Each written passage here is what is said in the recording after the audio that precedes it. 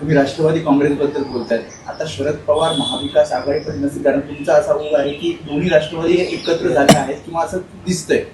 तर शरद पवार हे आता तुमच्या सोबत नसतील. राष्ट्रीय पातळीवर तुम्ही चुकीच्या दिशेने प्रश्न विचारता. मी असा विचार करतो किंवा आम्ही सगळे असा विचार करतो आहोत की शरद पवार हे अजित पवारांसह महाविकास आघाडीत येतील. असं काय विचार करतो की शरद पवार आणि अजित पवार हे एकत्रित महाविकास आघाडीमध्ये, म्हणजे अजित पवारांसह महाविकास आघाडीत असेल ना. कारण शरद पवार हे आमच्याबरोबर आहेत, त्यांचा पक्ष महाविकास आघाडीत आहे. अजित पवार हे महायुतीमध्ये आहेत, तरीही त्यांनी महाविकास आघाडीबरोबर पाठ लावलेला आहे. अशा वेळेला त्यांच्यावर तिथे कारवाई होईल, आणि आमच्या माहितीनुसार आणि खात्री मला अशी आहे की भविष्यामध्ये शरद पवार अजित पवार एकत्रित महाविकास आघाडीत त्यांना पडावं लागेल. एका दगडावर दोन पाय कसे ठेवणार, दोन दगडावरती पाय कसे ठेवणार? त्यांना काहीतरी एक सोडावं लागेल ना, किंवा काहीतरी एक स्वीकारावं लागेल. राऊतसाहेब, भाजपचे नेते अनेकदा आठवण करून देत असतात, सिंचन घोटाळ्याची फाईल अजून ओपन आहे. बघा, मेलं मेंढरो आगीला भीत नाही.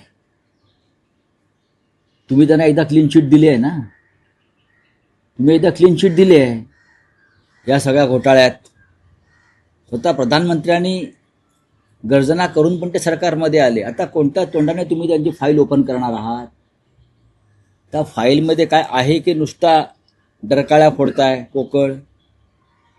छगन भुजबळ यांच्या विरोधामध्ये किती बोंबा मारल्या, ती पहिली केस आहे. छगन भुजबळ 2.5 वर्ष जेलमध्ये राहिले, आमच्यासारखे लोकही राहिले.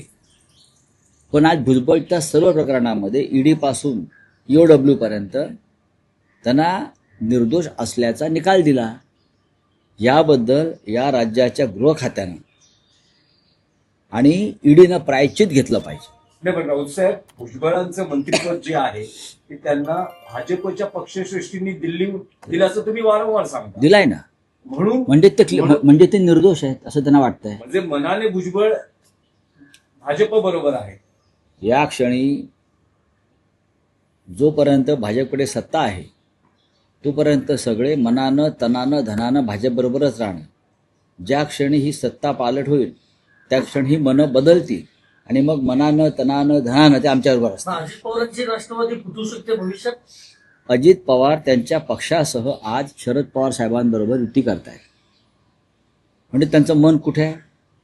त्यांचं मूळ कुटुंबाकडे आहे, बरोबर ना. त्याच्यामुळे अख्खं कुटुंब महाविकास आघाडीत सामील होईल.